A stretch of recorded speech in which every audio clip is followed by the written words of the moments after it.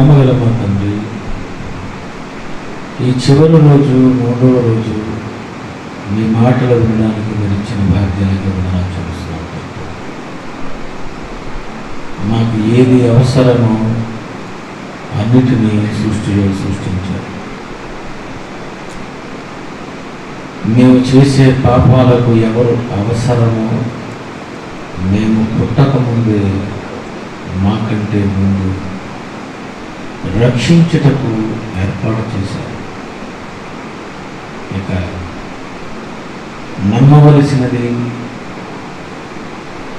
మీ వరకు ఏం చేయాలో అది చేయవలసింది, అది మా పైన.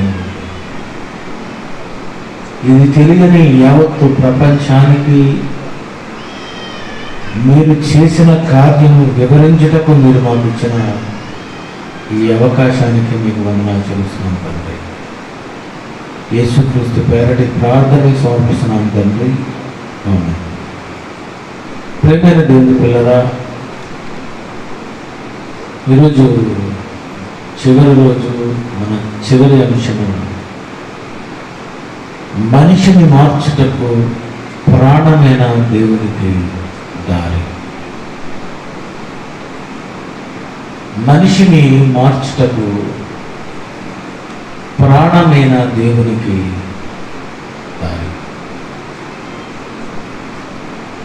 ఈ యావత్తు ప్రపంచాన్ని మార్చాలి, మార్చుకోవాలి అని దేవుడు ఎప్పుడో ఆలోచించాడు. మనిషిని నా దగ్గరకు రప్పించుకోవాలి, మనిషిని పరిశుద్ధునిగా చేయాలి, మనిషిని క్షమించాలి, మనిషిని నా వైపు నడిపించుకోవాలి, వీడిని మార్చుకోవాలని దేవుడు జగత్తు పునాది వేయపడక మునిపే ఒక పెద్ద ప్రణాళిక దేవుడు ఏర్పాటు చేసుకున్నాడు. ప్రతి పిల్లల గురించి తల్లిదండ్రులు ఒక పెద్ద ప్రణాళిక తీసుకుంటారు. నా కొడుకు, నా కూతురు బాగా చదువుకోవాలి, ఒక మంచి ఉద్యోగాన్ని సంపాదించుకోవాలి, వివాహం చేసుకోవాలి, గొప్ప బ్రతుకు బ్రతకాలి, అది విదేశంలోనైనా స్వదేశంలోనైనా అని యావత్తు ప్రపంచంలో తల్లిదండ్రులు ఆలోచించే విధానం ఎలా ఉంటే, దేవుడు నా పిల్లలకు కావలసిన వాటినన్నిటిని నేను 6 దినాలలో సృష్టించాను. కానీ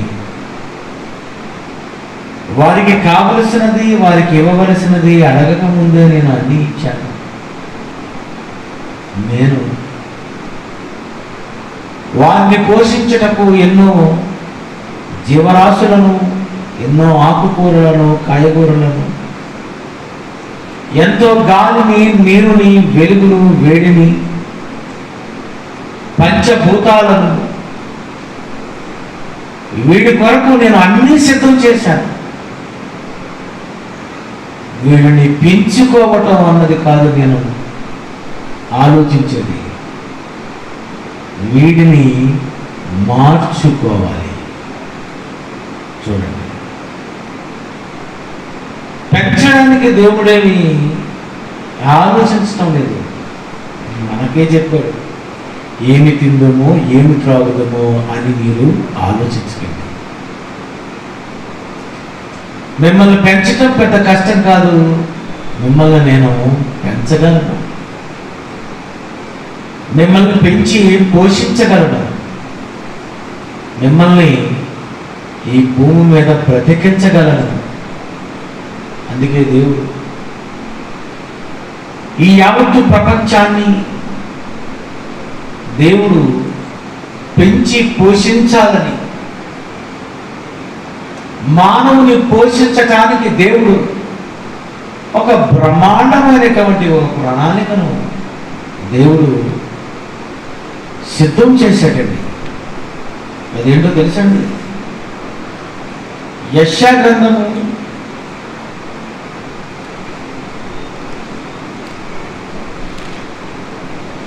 యెషయా గ్రంథము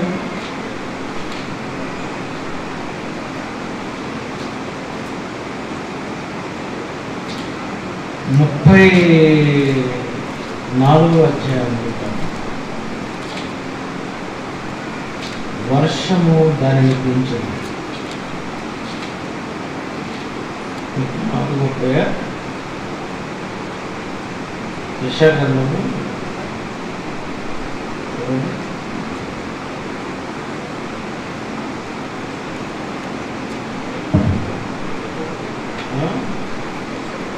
'ఆ వర్షము దానిని పెంచను.'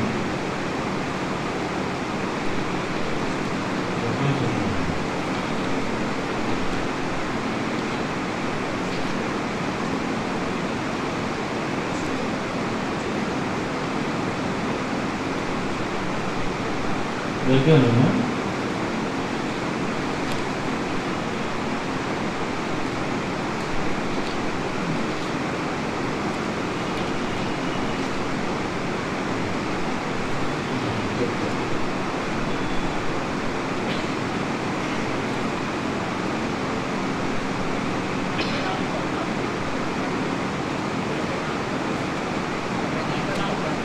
ఆ? 44:14 రైట్. అదే యెషయా గ్రంథము 44:14. ఒకడు దేవదారు చెట్లను నడుకవలెనని కొనుకొనును, శ్మశాన వృక్షమును గాని, సరళ వృక్షమును గాని, సింధూర వృక్షమును గాని, అడవి వృక్షములలో ఏదో ఒక దానిని తీసుకొనును. ఒకడు చెట్టు నాటగా వర్షము దానిని పెంచును. చూడండి, మానవుణ్ణి పోషించాలి అనుకుంటేనట దేవుడు ఆలోచించింది వీడిని పెంచడానికి. వీడికి ఒకే ఒక దానిని నేను నిర్ణయించాను. వీడిని పెంచే బాధ్యత వర్షానిది. ఒకడు చెట్టు నాటగా వర్షము దాన్ని పెంచును. పెంచును. వర్షము పెంచుతుందా? ఎస్. ప్రభుత్వము కాదు మిమ్మల్ని పెంచేది. ఈ యావత్తు ప్రపంచంలో, ఈ యావత్తు మానవాళిని పెంచాలి అంటే దేవుడు 800 కోట్ల మంది వీళ్ళందరూ పెరగాలి అంటే, వీళ్ళని పెంచాలి అంటే వర్షానికి దేవుడు అప్పగించాడట.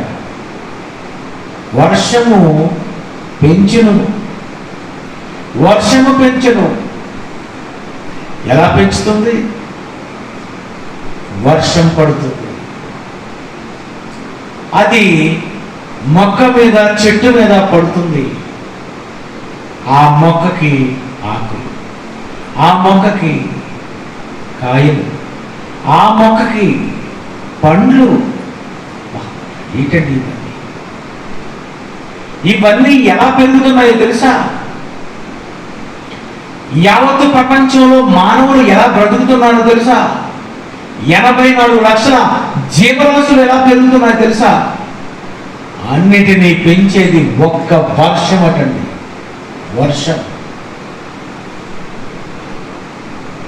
వర్షం పడుతుంది, మొక్కలకు నీరు పెడుతుంది.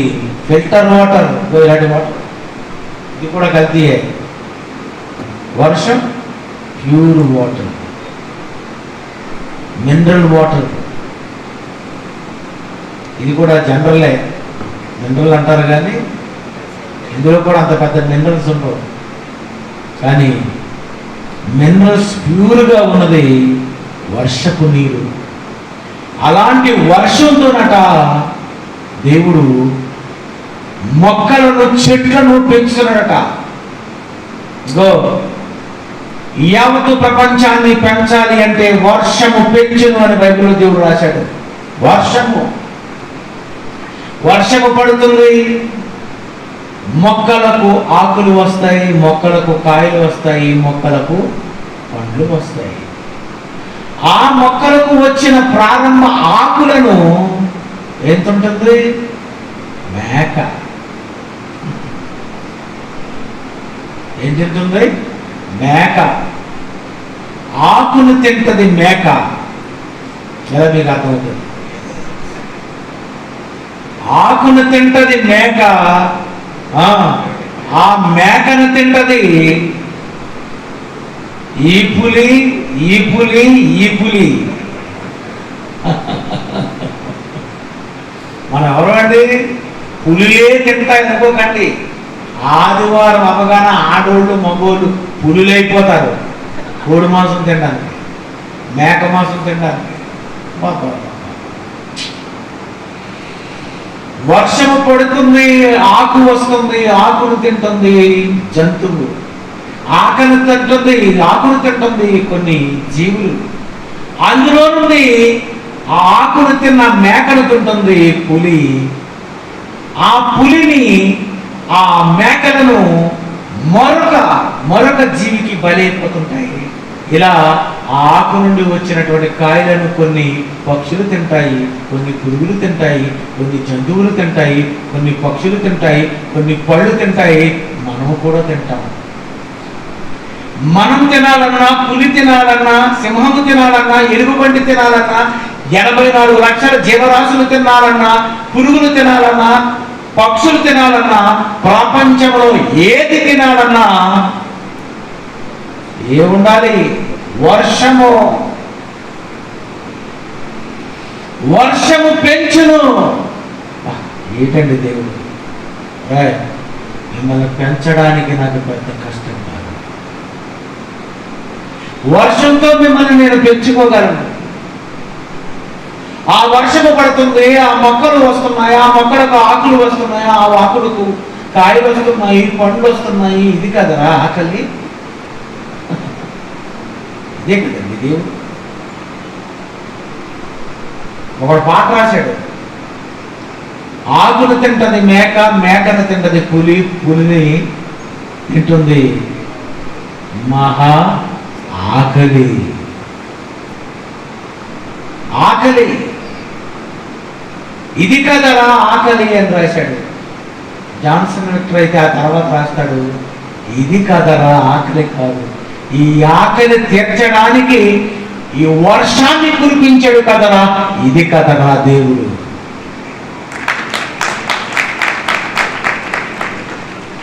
ఏది ఆకలి? ఆకలిచ్చింది. ఆ ఆకలికి కావలసిన ఆహారాన్ని ఇచ్చింది. ఈ ఆహారం పడడానికి వర్షాన్ని ఇచ్చింది.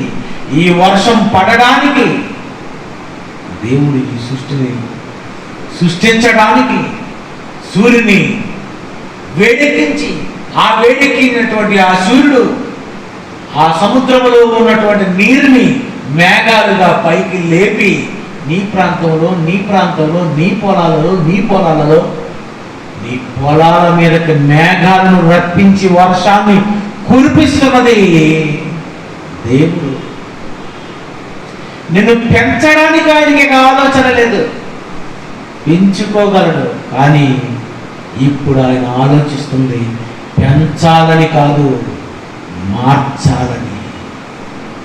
మనిషిని మార్చుటకు, వీడిని మార్చాలంటే నేనేం చెయ్యాలి? వీడిని మార్చాలంటే ఏ ప్రణాళిక వేయాలి? అయితే మనిషిని మార్చాలి అంటే యేసుక్రీస్తు వారిని భూమి మీదకు పంపించి ప్రాణాలిచ్చే మనిషిని మార్చుకోవాలని ప్రణాళిక వేశాడు. ప్రాణంతో మార్చుకోవడం ఏంటి? యేసు రక్తం ఇచ్చి మనల్ని మార్చుకోవాలని ఎందుకు అనుకున్నాడు? మనల్ని క్షమించాలని, యేసు ద్వారానే రక్షించాలని జగత్తు పునాది వేయబడక మునిపే ఎందుకు ప్రణాళిక వేశాడు అన్నది మనం ఆలోచించడానికి వేసుకున్న టైటిల్. మనిషిని మార్చుటకు ప్రాణమేనా దేవునికి దారి? వేరే దారి లేదా? దారి చెప్పాలా? రాత్రికి దేవుడు ఆకాశంలో ప్రత్యక్షమై ఆకాశము సైతము పట్టజాలని ఆ విశ్వరూపంతో దేవుడు నిలబడి, ఈ నిజామాబాద్లో ఉన్న వాళ్ళందరూ మారిపోండి నేనే దేవుడును అంటే కుక్క పిల్లల్లా మారిపోతారు. మీ అందరూ పెద్ద పని కాదని మార్చుకోవడం పెద్ద పని కాదు. కానీ ఇలాగ నేను బలవంతంగా వీడిని మార్చడం కాదు, వీడిలో మారు మనస్సు వచ్చేటట్లుగా వీడిని మనసు మార్చే ఒక ప్రణాళిక వేయాలని దేవుడు ఆలోచించాడు. ఆ ప్రణాళికే మనిషిని మార్చుటకు యేసు ప్రాణమే దేవునికి దారైంది. ఎలా దారైంది? ఎలా దేవుడు మనిషిని మార్చుకోవాలనుకున్నాడు? ఎలాంటి ప్రణాళిక వేశాడు? పిల్లరా, నిన్ను నన్ను మార్చుకోవడానికే ఆయన జగత్తు పునాది వేయబడక మునిపే యేసుక్రీస్తుతో ఒక ప్రణాళిక చేశాడు. అది ఎఫెసీ పత్రిక 1వ అధ్యాయం 4-6 వచనాలలో ఎన్నో సంవత్సరాలుగా మనం చదువుకుంటున్నాం.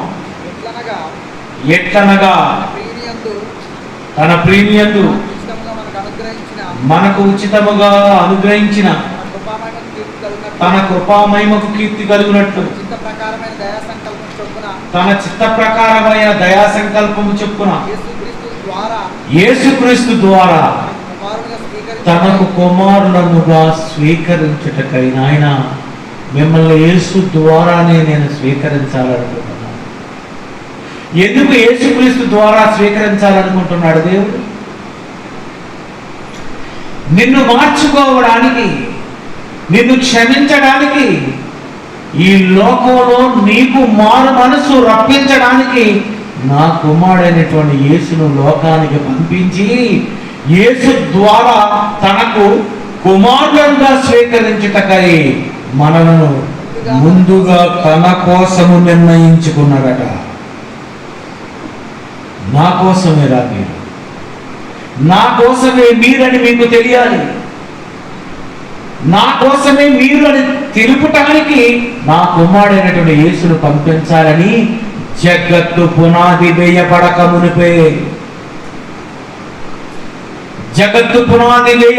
మునిపే దేవుడు ప్రేమ చేత క్రీస్తులో మనలను ఏర్పాటు చేసుకున్నాడట.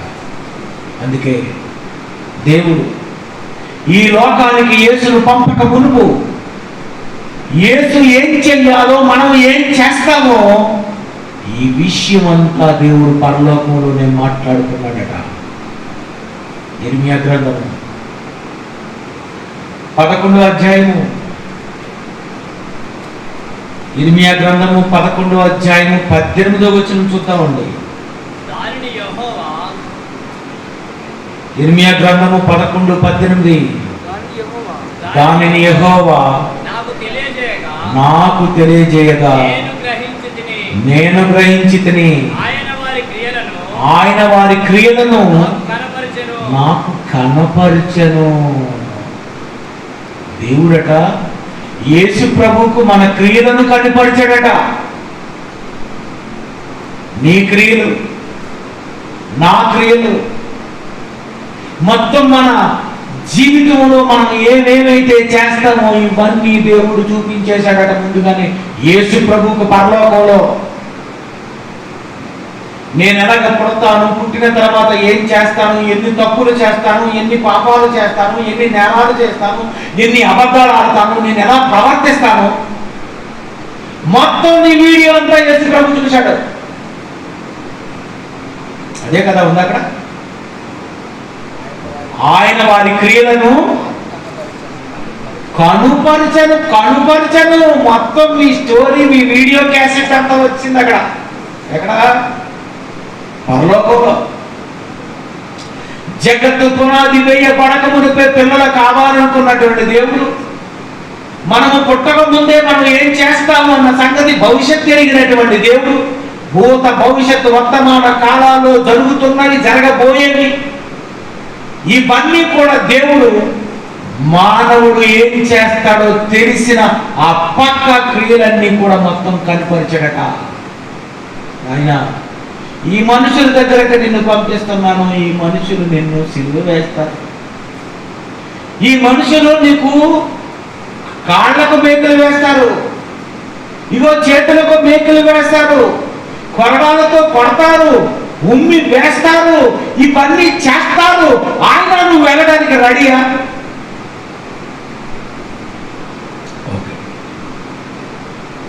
యేసుక్రీస్తు ఒప్పుకున్న మాటను బట్టి, యేసుక్రీస్తు ఒప్పుకున్న మాటను బట్టి, అందుకే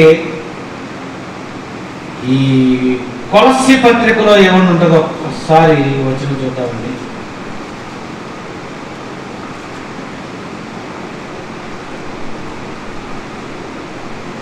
1వ అధ్యాయం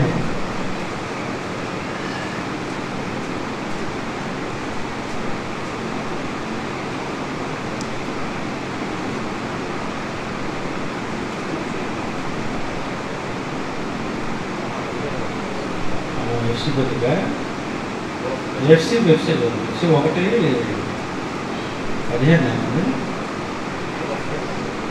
కొలస్సీ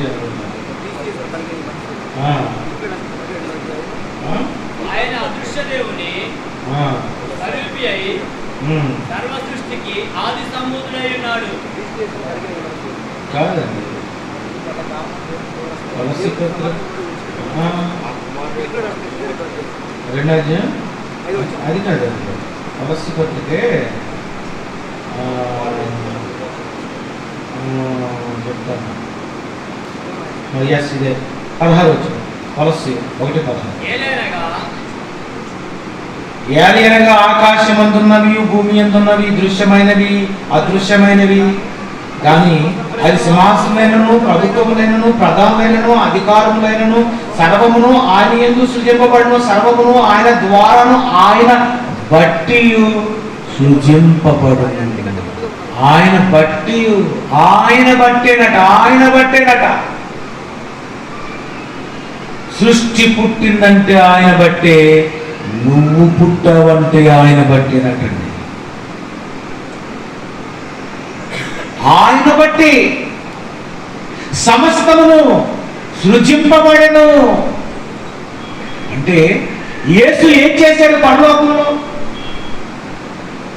మనం కావాలని దేవుడు కోరుకున్నప్పుడు మనం ఏం చేస్తాము అన్నది యేసుకు చెప్పినప్పుడు యేసు ఒప్పుకున్నాడట.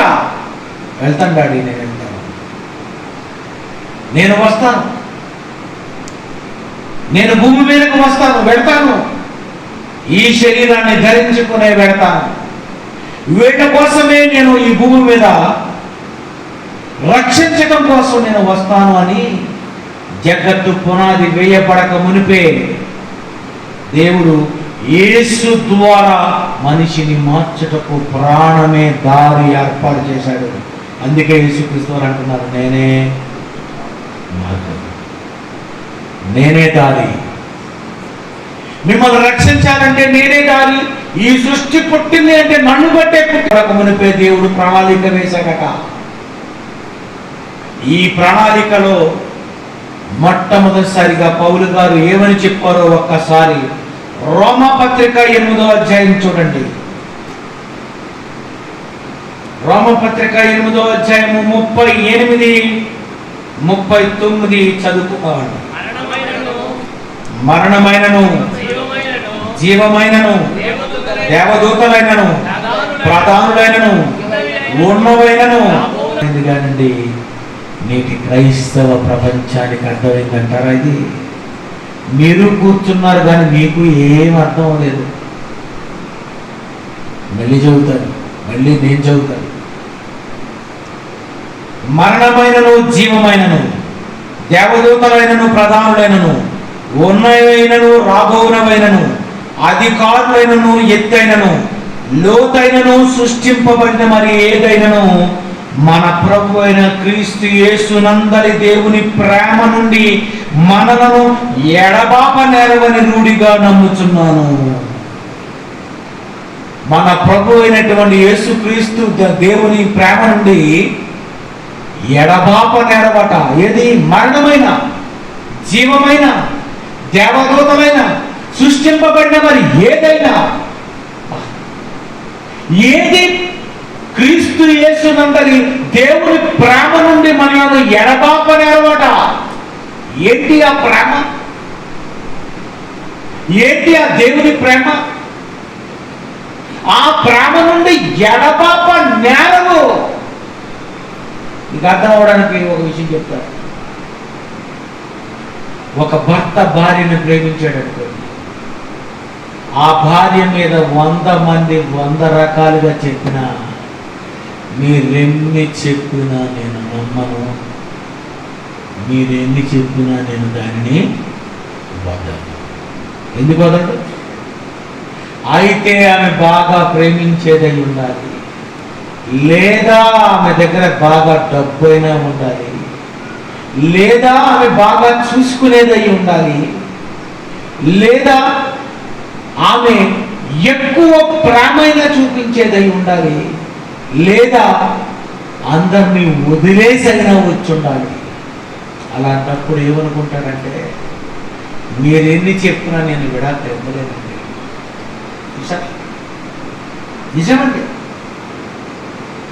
భర్త ప్రేమించిన ప్రేమ, ఆ భర్తను భార్య కూడా వదలకుండా ఉన్నది అంటే ఇతనులో చూపించినటువంటి ప్రేమే ఉండాలి.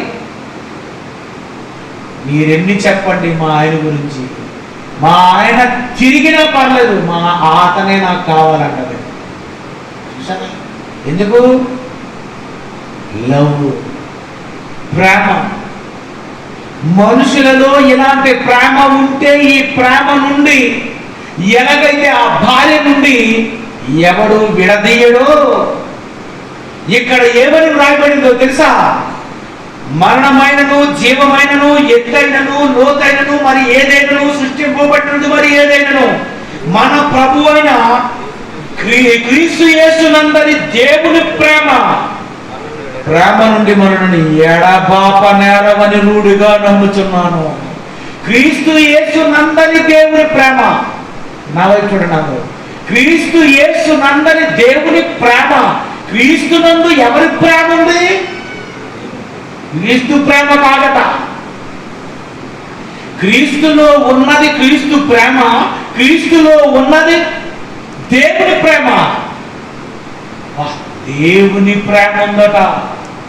ఈ దేవుని ప్రేమ క్రీస్తులో ఉండబట్టి, ఆ దేవునిని యేసు ప్రేమించబట్టి, ఆ క్రీస్తులో ఉన్న దేవుని ప్రేమను నీకు చూపించబట్టి నువ్వట ఈ ప్రేమ అర్థమైపోతే ఇక యేసు ప్రభువును వదలమట. ఏముంది యేసు ప్రభువు? ఎప్పుడైనా చూసారా? అంత ప్రేమ ఏముంది యేసులో?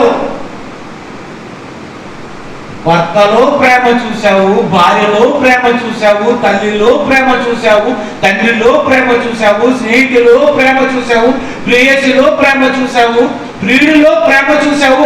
యావత్తు ప్రపంచము మనుషులలో ప్రేమ చూసింది కానీ ఈ యావత్తు ప్రపంచము క్రీస్తులో అసలు సిసలైన దేవుని ప్రేమ చూశారు మీరు? అదే చూపిస్తాను. మీరు ఎప్పుడు చూడలేదు. ఇది చెప్పిన తర్వాత ఏసంటే పిచ్చెక్కిపోతారు. నీ భర్త అంటే నీకెంత ప్రేమో అతను చూపించిన ప్రేమకు అబ్బబ్బ ఆయన పిచ్చకి అతను చివరికి ప్రేమ దాటి ఎక్కడికి వెళ్ళిపోయావు? పిచ్చికి. అబ్బా అంటే నీ భర్తలో ఏం చూసావు? నీ భర్తలో ప్రేమ చూసావు. ఆమె నీ కొరకు అతను నీ కొరకు ఖర్చు పెడుతున్నటువంటి ఆ డబ్బు చూసావు. ఆమె నీకు కొంటున్నటువంటి ఆ వస్తువులను చూసావు. ఆయన నిన్ను ప్రేమించే విధానం చూసి మా ఆయనండి భర్తే నాకు దేవుడండి అని తారాస్థాయికి వెళ్ళిపోయావంటే భర్తలో చూసిన ప్రేమ యేసులో చూసావా? యేసులో ఉన్న దేవుని ప్రేమ ఏనాడైనా నీవు చూసావా? అలా చూస్తే ఎవడు ఆదివారం ఆరాధన మానడు. అలా చూసిన వాడు సభలకు మానడు. అలా అర్థమైన వాడు దేవుడంటే పిచ్చెక్కుపోయి ఇంకా 24 గంటలు ఆయన చూపించిన ప్రేమకు ఆకర్షితుడై పడుకున్నా లేచినా ఎక్కడ ఉన్నా ఇక ఆళ్ళ మీదే మీకు మనసు వెళ్ళిపోద్ది. అంత ప్రేమ యేసులో ఉందంట. అది దేవుని ప్రేమ అంట. ఆ ప్రేమ మీరు ఎప్పుడైనా చూసారా? నిన్ను మార్చుకోవాలనుకున్నాడు కనుక, నీ మనసు మార్చాలనుకున్నాడు కనుక, నిన్ను మార్చుకోవాలి అనుకుంటే క్రీస్తు యేసు నందలి దేవుని ప్రేమ క్రీస్తు చూపిస్తే మరణమైనను జీవమైనను దేవదూతలైనను ప్రధానులైనను అధికారులైనను ఎత్తైనను లోతైనను సృష్టింపబడిన మరి ఏదైనను యేసును పక్కన పెట్టి అవతల సైడ్ బంగారం పెడితే నాకు యేసే కావాలంటావట. యేసును పక్కన పెట్టి లోకమంతటిని ఒక పక్కన పెడితే నువ్వు అనుకుంటావట యేసే కావాలనుకుంటావట. అంత ప్రేమ యేసు ఎప్పుడు చూపించాడు? ఆ ప్రేమ అతనిలో ఉందని, అది దేవుని ప్రేమని ఎంతమందికి అర్థమైంది? అది యావత్తు ప్రపంచానికి అర్థం అవ్వకపోయినా పౌలు గారికి అర్థమైందట. క్రీస్తు యేసునందరి దేవుని ప్రేమ నుండి మనల్ని ఎడబాప నేరవని రూఢిగా నమ్ముచున్నాను. అలాగేనుంది, ఏముంది? రూఢిగా నమ్ముచున్నాము కాదు. నాకు పిచ్చెక్కింది. Single sentence. పౌలు గారు అంటున్నారు, నాకు అర్థమైపోయింది, ఇంకా నేను అందుకే పెళ్లి చేసుకోను. నాకు అర్థమైంది, ఉన్నదంతా పెట్టతో సమానంగా ఎంచుకుంటాను. నాకు అర్థమైంది, ఎన్నిసార్లు నేను దెబ్బలు తింటాను. నాకు అర్థమైంది, వాడు బదలైపోయినా ఏది బదలైపోయినా ఏమైపోతున్నా, దిగంబరిగా ఉన్నా, ఎలా ఉన్నా క్రీస్తు యేసునందలి దేవుని ప్రేమ నుండి నన్ను ఎడబాప నేరవు అని రూఢిగా నమ్ముతున్నానంటే అది అపోస్తుడైన పౌలుకు అర్థమైంది. ఆ తర్వాత జాన్సన్ విక్టర్కి అర్థమైంది. అదే మీకు చెప్తాను. ఏంటి అతనిలో ఉన్న ప్రేమ? ఎవరిని కూడా ప్రేమించలేనంత ప్రేమ యేసులో ఏముంది? ఏ రోజైనా చూసారా? అసలు ఈ వాక్యం ఉందని ఏ రోజైనా చదివారా? దీని గురించి ఎప్పుడైనా మీరు ధ్యానించారా? క్రీస్తు యేసునందలి దేవుని ప్రేమ ఎంత ఉందో అది మీరు తెలుసుకోవాలి. అది తెలిస్తే ఎలా ఉంటుందో తెలుసా? మనసంతా హాయిగా ఉంటుందండి. యావత్తు ప్రపంచాన్ని మార్చుకోవాలని దేవుడు డిసైడ్ అయిపోయాడు. ఆయన నీ ద్వారా నేను రా, నీలో నా ప్రేమ పెట్టి నిన్ను భూమి మీదకి పంపిస్తాను. ఇదిగో వీళ్ళు ఏం చేస్తారో వీరి క్రియలన్నీ నేను నీకు చూపిస్తాను అని ఈ భయంకరమైనటువంటి క్రూర మృగాలుగా ఉన్నటువంటి ఈ మానవ జాతిలోనికి 2000 సంవత్సరాల క్రితం పాపుల మధ్య ప్రవేశించాడు యేసు ప్రభువారు. పాపుల మధ్య ప్రవేశించి మనుషులను మార్చుకోవాలి అని ఇక తన దగ్గర ఉన్నటువంటి ప్రేమను చూపించడం ప్రారంభించాడు. మనిషిని క్షమించాలి, మనిషిని ప్రేమించాలి, రోగాలను బాగు చేయాలి, దుష్టులను బాగు చేయాలి, దొంగలను మార్చుకోవాలి, దుర్మార్గులను మార్చుకోవాలి, పాపాత్ములను మార్చుకోవాలి. వీళ్ళందరినీ మార్చుకోవాలంటే నేనేం చేయాలి? నా తండ్రి చెప్పాడు, నేను ప్రాణం పెట్టాలట. పెట్టాలి ప్రాణం. వీటిని మార్చుకోవాలంటే వీడికి ప్రాణం ఇవ్వాలి. ఎవరండి? మంచి వాళ్ళ కోసం ఎవరైనా ప్రాణం ఇస్తారట, కానీ చెడ్డవారి కోసం ఎవరిస్తారు? మంచి వారి కోసం ఎవరైనా ప్రాణం ఇవ్వగలరు, కానీ చెడ్డవారి కోసం ప్రాణం ఇవ్వాలని ఎవరు అనుకుంటారు? అతన్నే సిలువ వేసిన వారిని క్షమించాలి అని ఎవరు అనుకుంటారండి? ఎవరు అనుకుంటారు పిల్లరా? కానీ మనిషిని మార్చాలనుకుంటే క్రీస్తు యేసునందలి దేవుని ప్రేమ ద్వారా ఈ యావత్తు ప్రపంచాన్ని మార్చుకోవాలని మొదలుపెట్టి యావత్తు ప్రపంచంలో అడుగు పెట్టి ప్రతి పాపిని మార్చుకొనుటకు ఈ లోకంలో 2000 సంవత్సరాల క్రితం ఏం చేశాడో చెబుతాను, జాగ్రత్తగా వినండి. లోకంలో నుండి ఎవ్వడూ మంచివాడు కాదు. లోకంలో మనిషి మోసగాడు, మనిషి మాయగాడు. అది భర్త కానివ్వండి, భార్య కానివ్వండి, పిల్లలు కావండి, వీళ్ళంతా పెద్ద డబల్ గేమ్ గాళ్ళు. ఇది మీకు తెలుసు, బాగా తెలుసు. అవసరానికి మనం వాడుకోవడానికే వీళ్ళందరూ. అది ఫ్రెండ్స్ కానివ్వండి, ఎవరు కానివ్వండి, వీళ్ళందరూ మాయా మాయా మాయా మాయా మోసాలతో ఉన్నారు. ఇలాంటి మాయతో ఉన్నటువంటి వాళ్ళు, ఇలాంటి ఘోరమైనటువంటి మృగాలుల రేప్ చేసేసేటటువంటి వాళ్ళు ఒక స్ఫోట మీద వెళ్ళిపోతాం చూసాము. అలాంటి వాడిని చూస్తే యావత్తు ప్రపంచం అనుకుంటారే ఇలాంటి వాడిని చంపాలా బాబు, ఇలాంటి వాడిని శిక్షించాలని అనుకుంటారు. కానీ అలాంటి వాడిని లోకమైతే చంపాలనుకుంటుంది, అరెస్ట్ చేయాలనుకుంటుంది. అలాంటి వాడినైతే ఏసేమనుకుంటాడో తెలుసా? క్షమించాలనుకుంటాడు, మార్చాలనుకుంటాడు. నిజమండి. మీకు అర్థం అవ్వడానికి ఒక విషయం చెప్తాను. ఒక పెద్ద దొంగ ఉన్నాడట. ఆడు మొత్తం అందరింటిని దోచుకొని వెళ్ళిపోతున్నాడు హాయిగా బతకాలని. నిజామాబాద్ వాడు వస్తున్నాడు, ఇక్కడ ఏం చేస్తున్నాడు, ఆ పక్కన హైదరాబాద్ వెళ్తున్నాడు, దాన్ని వేస్తున్నాడు. ఆ పక్కన మారుమూల ప్రాంతాల్లో ఇల్లులుంటే ఆ ఇల్లుని దొంగతనం చేస్తున్నాడట. ఇలాగ దొంగతనాలు చేస్తున్నాడు.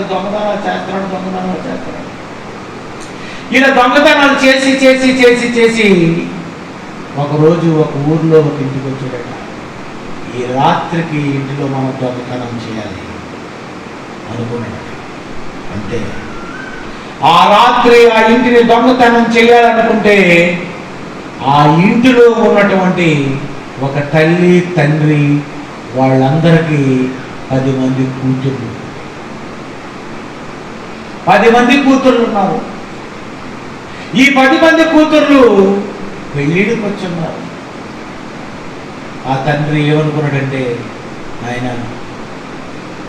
మీ అందరికీ నేను పెళ్లి చేయాలి, మీకు ఈడు వచ్చింది, మీ అందరికీ పెళ్లి చేయాలని నేను ఒక ప్రణాళిక వేశానమ్మా, ఏం చెప్పమంటారా అంటే, ఏంటి డాడీ అని అడిగాను.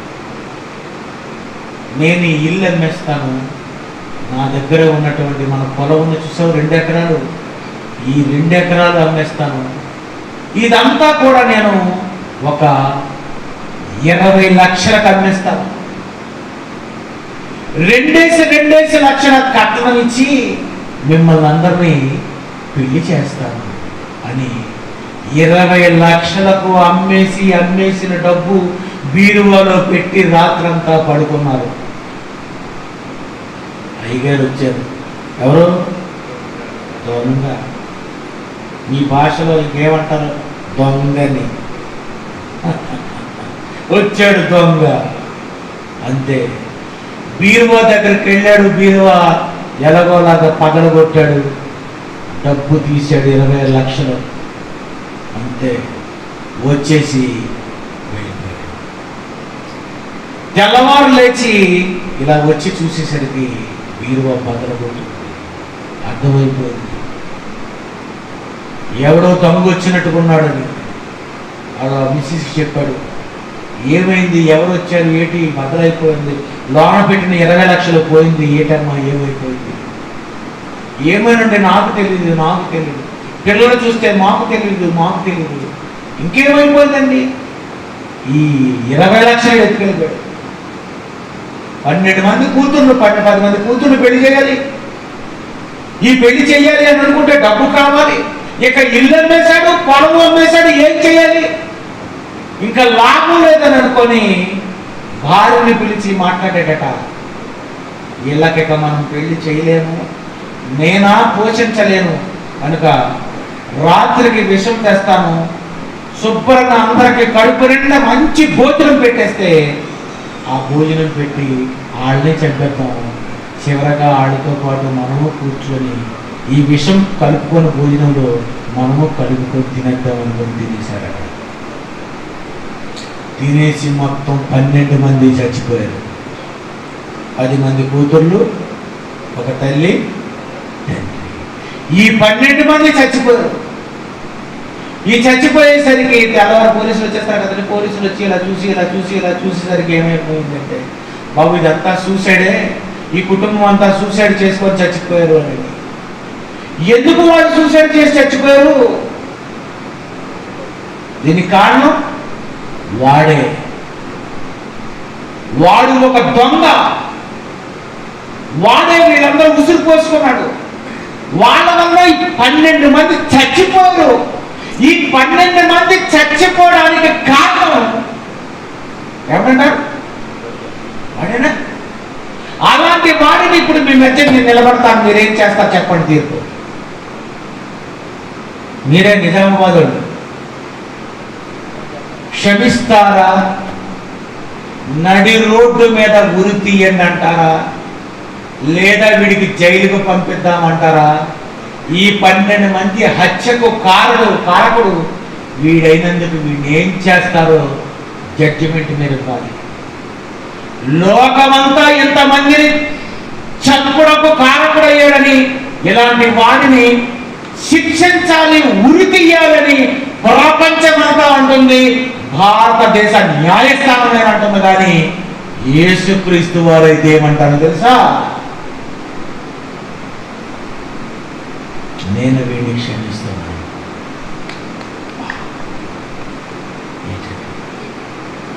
ఎంతమంది చంపినటువంటి వాడు, ఇంతమంది ఆత్మహత్య చేసుకోవడానికి కారకుడు, వాళ్ళు సంపాదించిన డబ్బుని 20 లక్షలు ఎత్తుకెళ్ళిపోయినట్టు వాడిని, ఇంత దుర్మార్గుని యేసు ప్రభు ప్రేమిస్తాడంటే ఇదేం ప్రేమ అండి? ఇది నువ్వు ప్రేమించగలవా? నీ కూతురునే పాటు చేసేటనుకో ఆయన క్షమించగలవా? నీ డబ్బులు ఎత్తుకెళ్ళిపోయాడనుకో వాడిని క్షమించగలవా? రాత్రి నీ బండి ఎత్తుకెళ్ళిపోయాడనుకో నువ్వు క్షమించగలవా? అబ్బా నువ్వైతే మాత్రం క్షమించవు. అది ఏసైతే క్షమిస్తాడు. అలాంటి దొంగను క్షమించింది ఎవరో తెలుసా? 2000 సంవత్సరాల క్రితం శిలువ మీద దొంగ. ఎవడవాడు? బందిపోటు దొంగ. ఎంతమంది ఏళ్లలో దొంగతనాన్ని చేసి ఉంటాడు, ఎంతమంది పెళ్లిలకు దాచుకున్నట్టు డబ్బు ఎత్తుకెళ్ళిపో ఉంటాడు, ఎంతమంది ఉద్యోగంలో సంపాదించిన డబ్బులు ఎత్తుకెళ్ళిపో ఉంటాడు, ఎంతమంది నగలు ఎత్తుకెళ్ళిపో ఉంటాడు, ఎంతమందిని చంపుంటాడు. ఎంతమందిని చంపిన వాడు ఇంత బందిపోట దొంగ అయినప్పుడు అలాంటి వాడిని కాళ్ళు విరగొట్టి చంపించారు అంటే వాడు ఎంత దుర్మార్గుడై ఉంటాడు. అలా చంపమంటాడంటే వాడికి సిలువ వేశారు కదండి. వాడి చేతులకు కాళ్ళకు సిలువ వేశారంటే వాడు చాలా పెద్ద నేరస్తుడు. అలాంటి నేరస్తుడితో యేసుప్రభు అంటున్నాడు, దేవుడు నీవు నాతో కూడా పరదేశంలో.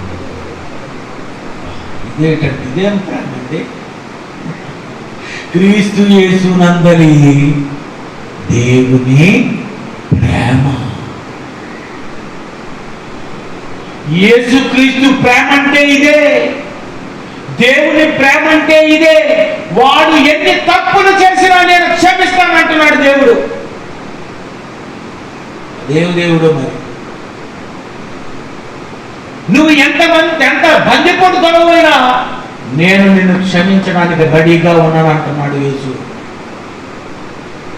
వాడే తప్పు చేశాడు, వాడే మంచివాడు కాడు, వాడే చెడ్డవాడు, వాడే భయంకరుడు, వాడే క్రిమినల్, వాడే క్రోనుడు అనుకుంటే కూర్చున్న మీరు ఎన్ని పాపాలు చేశారో చిన్నప్పటి గాయత్రి రాయండి. మంచోడా? నేను మంచోడా? ఎన్ని తప్పులు చేయలేదండి. క్షమించే నేరం చేసామనుకుంటున్నారా? క్షమింపరాని నేరాలు చేశాం మనం కదా. ఎన్ని తప్పులు చేశారు? పుట్టినప్పుడు ఎన్ని తప్పులు చేశావు, బాల్యదినాల్లో ఎన్నిసార్లు తప్పులు చేశావు, యవన దశలో ఎన్ని తప్పులు చేశావు, వృద్ధాప్యం వచ్చేసరికి ఎన్ని తప్పులు చేశావు, బాప్తిజం పొందిన తర్వాత కూడా ఎన్ని తప్పులు చేశావు, చేసి తప్పు చేసి తప్పు చేసి తప్పు మీద తప్పు చేసి చెయ్యకూడని తప్పు చేసి అబ్బా ఏమి తప్పులా. తప్పు కంటే ఎక్కువైపోయి ఏవి తప్పులు. ఇలాగ చేసినటువంటి నిన్ను నన్ను యేసు క్షమించలేదా? దేవుడు ప్రేమించలేదా? ప్రేమైన దేవుని పిల్లరా, మనిషిని మార్చాలని, మనిషిని క్షమించాలని, మనిషికి ప్రేమ చూపించాలని ఆ దేవుని ప్రేమ క్రీస్తులో పెట్టి చూపిస్తే వీడు ఇక నన్ను తప్ప దేనిని ప్రేమించడని దేవుడు జగత్తు పునాది వేయబడక మునిపే క్రీస్తు చేత ఆయన ఏర్పాటు చేసుకున్నాడట. యావత్తు ప్రపంచానికి దేవుడినైనా నేనంటే ఏంటో చెప్పాలి నాయన. నువ్వు దేవుడిలో ఎంత ప్రేమ ఉందో చెప్పాలి నాయన. నువ్వు మీకు అర్థం అవ్వడానికి ఒక విషయం చెప్తాను. ఒక గారాబంగా పెరిగినటువంటి ఒక కొడుకున్నాడట. చాలా బాగా గారాలుగా పెంచాడు. ఈ చిన్న కొడుకు మీద చాలా ప్రేమ చూపించాడట. ఈ ప్రేమ చూపించడం వల్ల వీడేమైపోయాడంటే అతను చూపించినటువంటి ప్రేమకు అతను ఇతన్ని గారభంగా చూడటం వల్ల వాడు ఏమైపోయాడంటే చెడిపోయాడు. ఈ చెడిపోయినటువంటి వీడు ఏం చేశాడంటే చివరికి పెద్దవాడైపోయి, ఇగో నా డబ్బు నాకు ఇచ్చి, నా ఆస్తి నాకు ఇచ్చి నేను వెళ్ళిపోతాను అని తండ్రి దగ్గర మొత్తం డబ్బు తీసేసుకున్నాడు. తీసేసుకొని బయటికి వెళ్ళిపోయాడు. ఒక రౌడీ వాళ్ళతో చేరిపోయాడు. ఆ రౌడీ వాళ్ళతో చేరిపోయి ఎన్నో తప్పులు చేయడం మొదలుపెట్టాడు. ఎన్నో నేరాలు చేయడం మొదలుపెట్టాడు. ఎన్నో హత్యలు చేయడం మొదలుపెట్టాడు. ఎన్నో మానభంగాలు చేయడం మొదలుపెట్టాడు. ఎందుకంటే నేను బాగా చెడిపోయాడు. ఈ చెడిపోయిన వాడు క్రోధమృగమ్మగా మారిపోయినటువంటి వీడు అలాగే బైక్ మీద వెళ్ళినటువంటి వాడిలాగా మారిపోయి ఎంతో మందిని రేప్ చేసి చంపేశాడు. ఇలా చంపేసి చంపేసి హత్యలు చేసి చేసి చేసి చేసి ఒక రోజు ఒక దొంగతనం జరుగుతుండగా రెడ్ హ్యాండెడ్గా వీడు దొరికిపోయాడు. ఈ దొరికిపోయిన తర్వాత పోలీసులు పట్టుకొని తెచ్చినటువంటి వీటిని జైల్లో పెట్టారు. జైల్లో పెట్టి ఉదయాన్ని తీసుకొచ్చి కోర్టుకు హాజరుపరిచారు. అంతే, ఆ కోర్టులో హాజరుపరిచేసి వాడిని గూర్లో తీసుకొచ్చి నిలబడ్డాడట. నిలబడి తల దించుకొని ఉన్నాడు. ఇలా తలెత్తేసరికి పైన జడ్జి గారు కూర్చున్నారు. ఆ జడ్జి గారి వైపులా చూశాడట. ఆ జడ్జి ఎవరో కాదు, వాళ్ళ నాన్నట, వాళ్ళ తండ్రట. అంతే, మా నాన్న ఈరోజు జడ్జిగా వచ్చాడా అని వెంటనే వాడు తలదించేసుకున్నాడట. తండ్రి చూశాడట, అయ్యో వీడు కొడుకు, వీడిని తీసుకొచ్చారేంటి?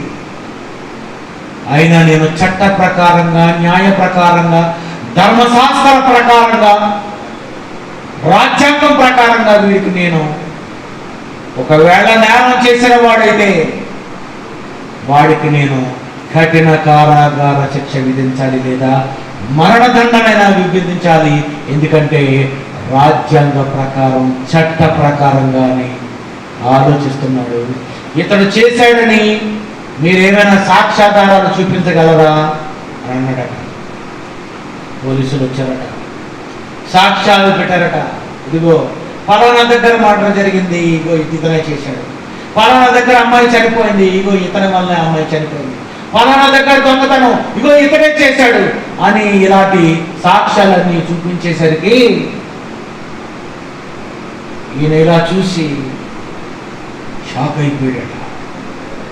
వెంటనే అడిగాడు, ఏమి నాయన, ఈ నేరాలన్నీ నువ్వే చేసావని ఒప్పుకుంటావా అనేసరికి నేనే చేశానని తలదించేసరికి వెంటనే జడ్జి గారు రాస్తున్నాడు ఏమని, చనిపోయినంత వరకు ఇతనికి ఉరి తీయండి అని మరణదండన విధిస్తున్నాను, 5 రోజులలో మీరు ఇతన్ని చంపేయండి అని చెప్పాడు. అంతే, కొడుకు ఏడ్చుకున్నాడు. పోలీసుల మధ్యన వ్యాన్లో ఎక్కేసి వెళ్ళిపోయాడు మళ్ళీ జైలుకి. వెంటనే జడ్జి గారు బయటకు వచ్చారట. వచ్చి ఏడి నా కొడుకు తీసుకెళ్ళిపోయారండి, అవి ఆ జైల్లో ఉన్నాడండి అన్నాడు. కార్తీ జైలుకి వెళ్దా ఉన్నాడు. జైలుకి వెళ్ళాడట. జైలుకి వెళ్ళి కరెక్ట్గా కొడుకు జైల్లో ఉంటే ఎదురుగుండా వచ్చి నిలబడ్డాడు. కొడుకు అడుగుతున్నాడు, చనిపోయే కొడుకుని చివరి చూపు చూడాలని వచ్చేవారన్న అని అడిగాడు. అప్పుడు తండ్రి అన్నాడట, అదే నేను ఆ రోజు అక్కడ జడ్జి స్థానంలో ఉన్నాను, ఈరోజు నీ దగ్గర నేను తండ్రి స్థానంలో ఉన్నాను. ఆ రోజు జడ్జిగా నేను నువ్వు నేరస్తులవైతే నీకు శిక్ష విధించాలి, ఈరోజు తండ్రిగా నేను వచ్చాను అంటే ఎందుకు వచ్చానో తెలుసా, నీకు అర్థమై ఉందా? నేను ఎందుకు వచ్చావు? నేను చనిపోతాను కనుక చూడ్డానికి వచ్చాను అని ఏడుస్తున్నాడు. యారా ఏడుస్తున్నాడు? నీలాంటి మంచి న్యాయమూర్తి కడుపున పుట్టి ఎంత తప్పు చేసి నీ ద్వారానే నేను మరణదండను అనుభవించడానికి వెళ్ళిపోతున్నానంటే నేను చాలా తప్పు చేశాను అని ఏడ్చాడట. నువ్వు ఏడుస్తున్నావంటే నీలో పశ్చాత్తాపం వస్తుందా? అయితే నేను విడిపించమంటావా? ఎలా విడిపిస్తుంది? చేశాను నేరాలన్నీ సాక్ష్యాధారాలతో రుజువైపోయి ఇక నన్ను నువ్వు ఎలా విడిపించగలవు? లేదురా, నేను తండ్రిగా నిన్ను విడిపిస్తాను. నేను ఎలాగైనా సరే విడుదల చేసుకుంటాను. నీలో ఆ కన్నీరు చూడాలనుకున్నాను, నీలో ఆ మార్పు చూడాలనుకున్నాను, నీలో ఆ బాధ చూడాలనుకున్నాను. నువ్వు బాధపడుతున్నావు అంటే నీలాంటి వాడిని నేను కాపాడుకోవాలి కనుక నిన్ను మరణదండన నుండి నేను తప్పించుకుంటాను, నిన్ను నేను ఎలా కాపాడుకుంటానో చూడని అనుకొని నీకు శిక్ష పడుతుంది, కానీ నీకు ఊరి శిక్ష పడదు. నువ్వు విడుదలైపోతావు, నువ్వు జైల్లో బయటకు వచ్చేస్తావు, నువ్వు ఏమీ ఆలోచించవు, హాయిగా ఉండాలని బయటకు వెళ్ళిన తర్వాత పెద్ద కొడుకు దగ్గరికి వెళ్ళి మాట్లాడుతున్నాడు. అరే, నీ తమ్ముడు పశ్చాత్తాపడుతున్నాడు, వాడు చేసినవి తప్పులని వాడికి తెలిసిపోయిందిరా, వాడు బాధపడిపోతున్నాడురా, వాడి కన్నీళ్ళు పడుతున్నాడురా, అందుకే వాడిని విడిపించాలి అంటే నువ్వు వాడి కొరకు బలైపోవాలి.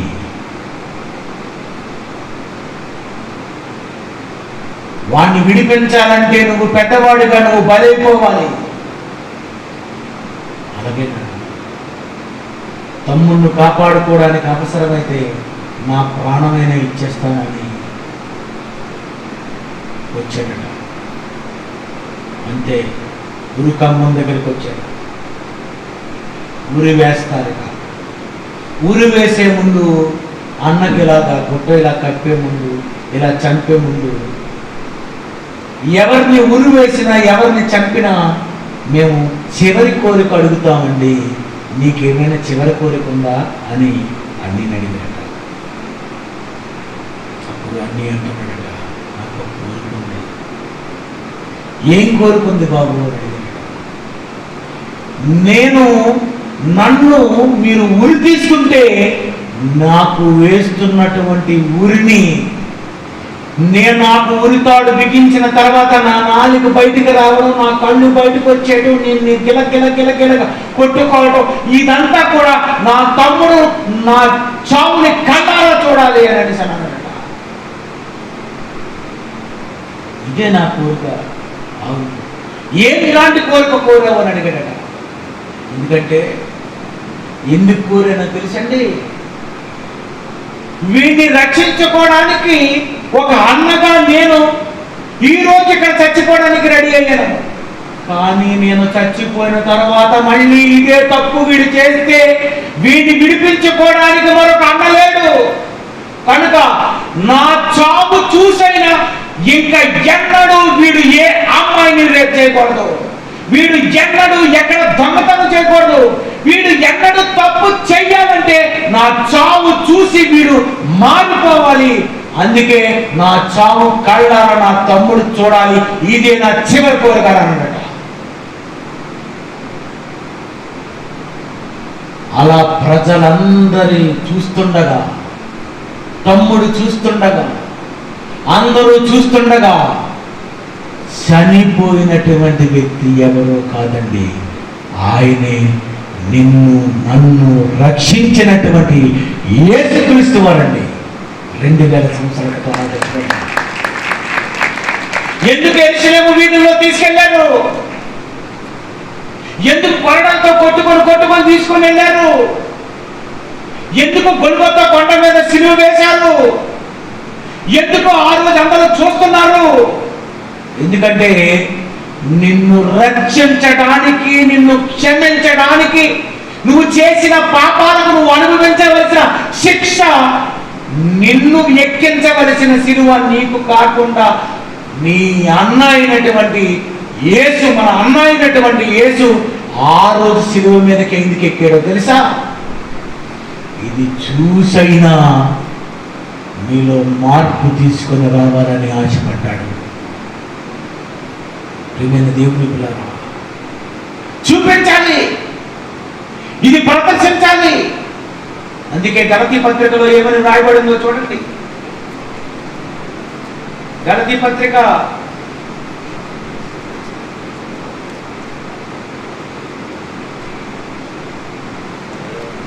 5వ అధ్యాయము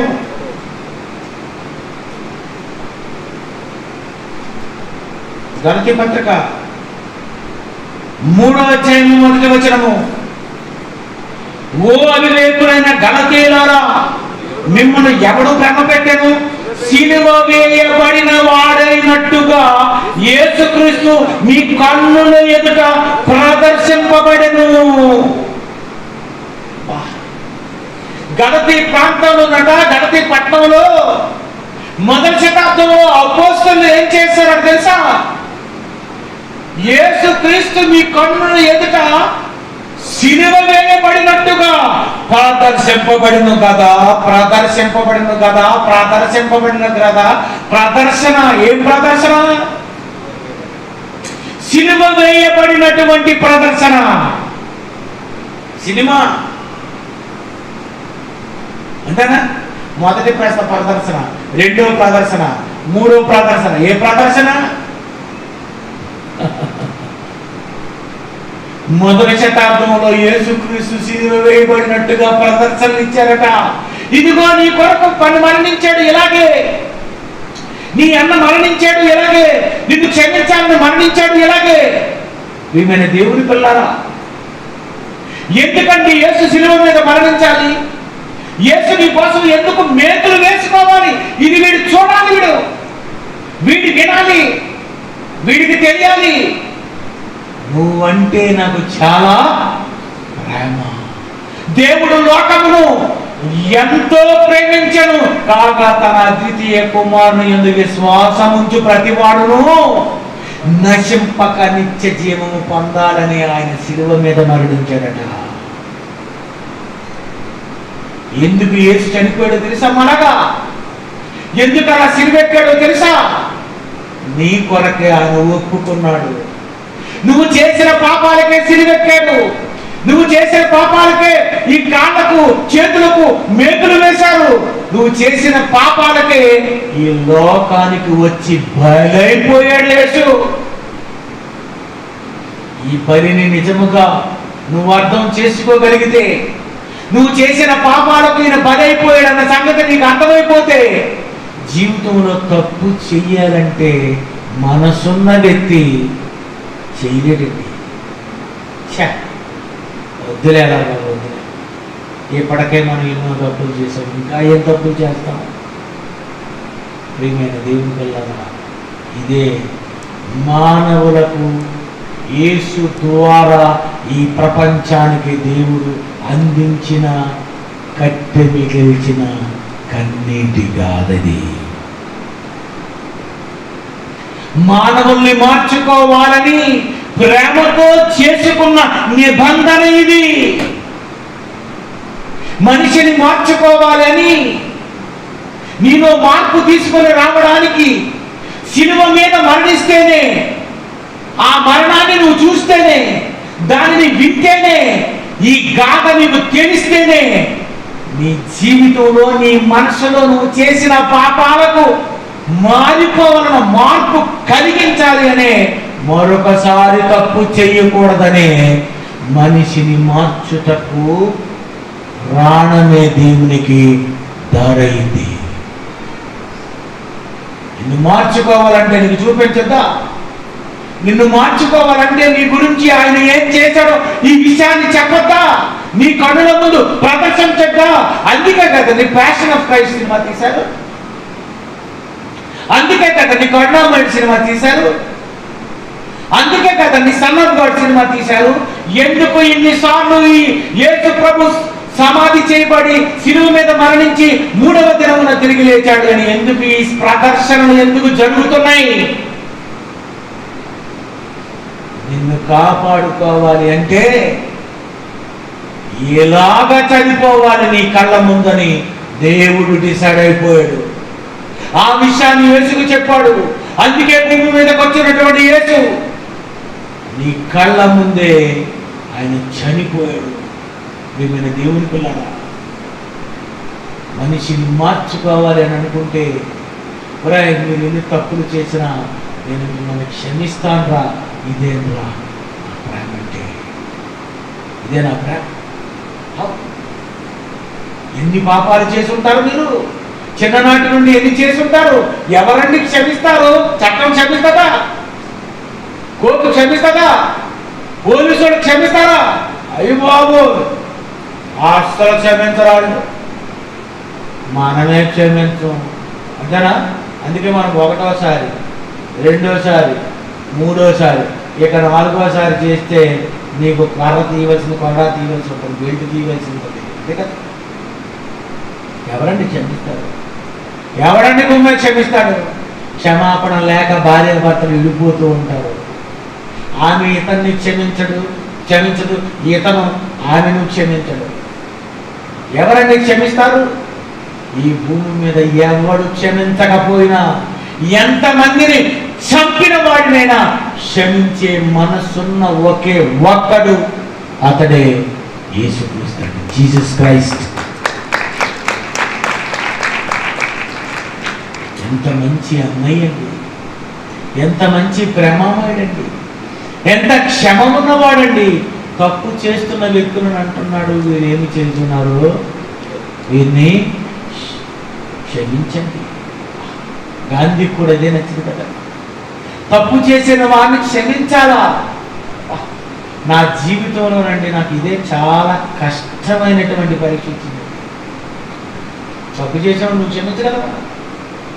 ఎన్నైనా చెప్పండి కానీ అతన్ని మాత్రం నేను క్షమించలేదు. మీరు క్షమిస్తేనే మిమ్మల్ని క్షమిస్తాడు. మీరు కొలత చెప్పుననే మీకు కొలవబడుతుంది. మిమ్మల్ని దేవుని పిల్లరా, లూకా సువార్త 15 అధ్యాయం, లూకా సువార్త 15 అధ్యాయం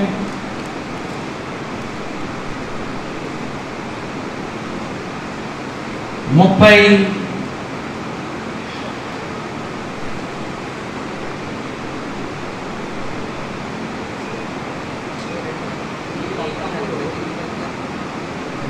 క్షమించడం కోసం 7:32 మత్తయి సువార్త 15 మత్తయి సువార్త 15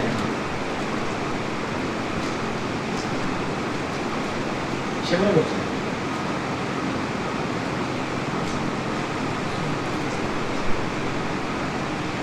ఇద్దరు ముగ్గురు ఎక్కడ కూలి, ఎక్కడ 5 అధ్యాయం 16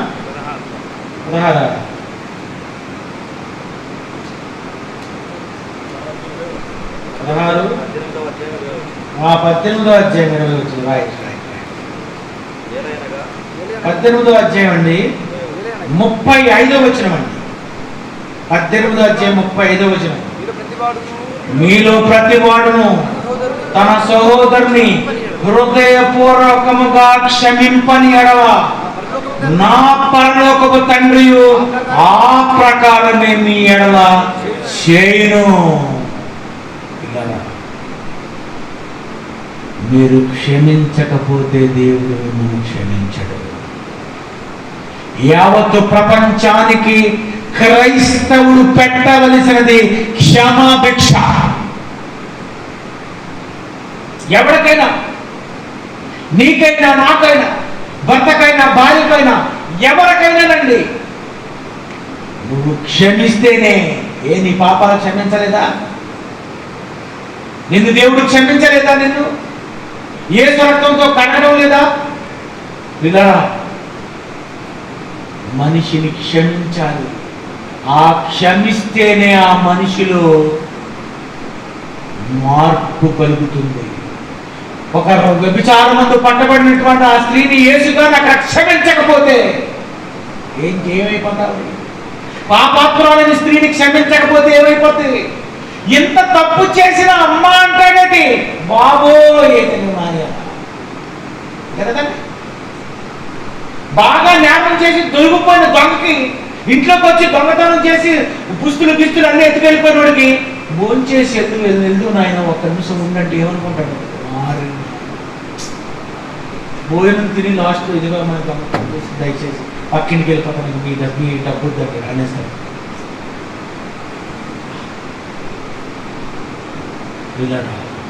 మనిషిని మార్చాలంటే ప్రేమ, మనిషిని మార్చాలంటే క్షమాపణ.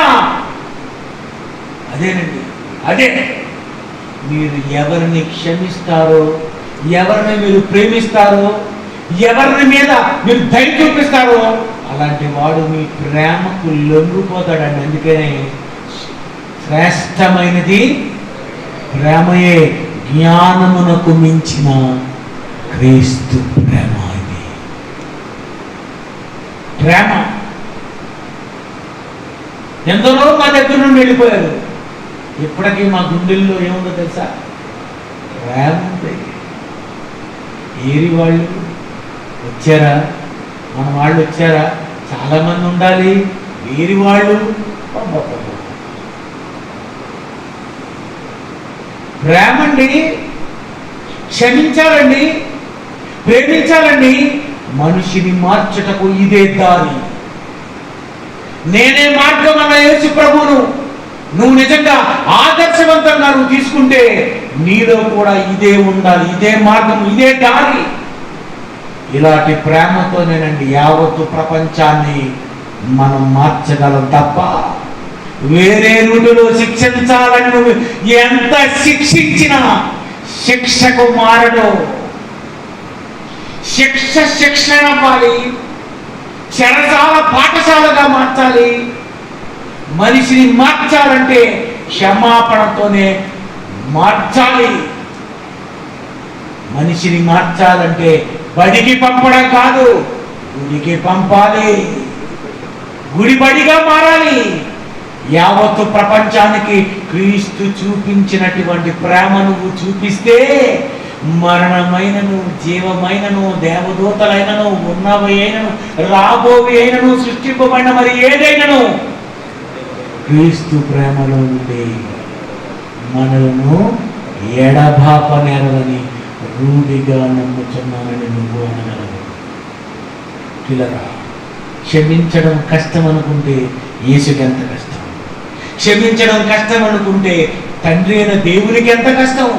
ప్రతి దినము పాపపడేటటువంటి అలాంటి దేవుడే దేవదూతలకు క్షమాభిక్ష పెట్టలేని ఆ దేవుడే నువ్వు కొడుకు అని నేను క్షమించాలని అనుకుంటున్నాడంటే ఆ తండ్రి ఆ కొడుకులు నీ కొరకు పడినటువంటి ఆ బాధ, ఆ వేదన, ఆ కష్టము ఇది నీకు నిజంగా అర్థమైపోతే నీ తల్లి కంటే, నీ భర్త కంటే, నీ తండ్రి కంటే, నీ భార్య కంటే, అన్నిటికంటే దేవుడు నేను ఎక్కువగా ప్రేమిస్తావు. ఈ ప్రేమ నీకు అర్థమైందా? నిన్ను ఎన్నిసార్లు క్షమించాడో అర్థమైందా? నువ్వు ఎన్నిసార్లు తప్పు చేసావో నీకు అర్థమైందా? ఎవడో నిన్ను శిక్షించకపోయినా, క్షమించకపోయినా నిన్ను క్షమించేది ఒకే ఒకటండి, ఆయన యేసు. ఆయన నమ్ముతావా? నమ్మితే నమ్మువాడు రక్షించబడ్డాడు. ఇదే బైబిల్. నమ్మితే ఏంటి ప్రభు, నమ్మితేనా? ఎంత ఈజీ అండి. కానీ మనిషి నమ్మలేకపోతున్నాడు. చూసా, ఈ మాటలు నువ్వు వినగలిగితే, విని నువ్వు మార్చుకోగలిగితే, నువ్వు నమ్మగలిగితే నీకెంత అదృష్టం. ఒకవేళ నమ్మలేదా, నమ్మని వానికి శిక్ష విధింపబడుతుంది. ఇదే దేవుడు రాసిన తుది తీర్పు.